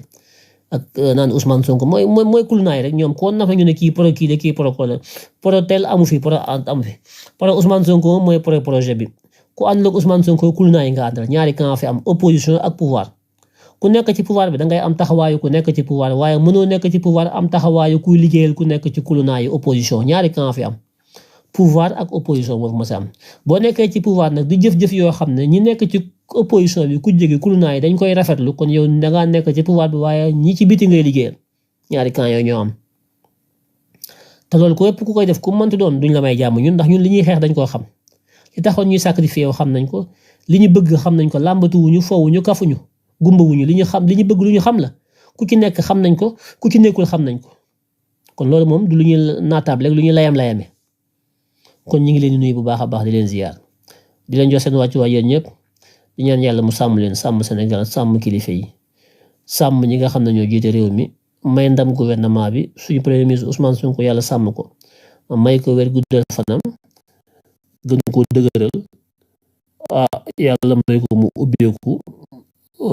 may ko aussi njaboot gu ko mën a gunge ci li muy def ñu ne sonn ki lu ne waaye am ay nit ñu baax nit ñu intègre nit ñu compétent nit ñu mën a liggéey mën a indi ay résultats nit ñoo xam ne duñ la galgal nit ñoo xam ne duñ la war loolu lu jafale ci réew mi kon Ousmane Sonko yàlla na ko yàlla may lool di leen jox ndaje fan yi incha allah rabbi di leen ñaanal di sàkku ñaan ci yéen di ñaan yàlla mu aar leen aar Sénégal yëkkati Sénégal ci bépp ma xam aar doomi sénégalais yi may leen ndam ci fépp fu ñu nekk ci biir réew mi ak bitim réew mi yàlla jàppale ñu ci suñu mébét suñu liggéey suñu kàttan ba Sénégal mën a soqaliku ba ku ne mën a yor sa loxo ci ndab li tibb am loo sex te yax du la jam du noonu kon boog ñu ngi leen a jox daje ci fan yi bu ko laajee di féliciter le nouveau gouvernement di leen wax ne nañu góorgóorlu ndax loolu la sénégalais di xaar ci ñoom kon ba fan yi incha allahu rabbi asalaamaaleykum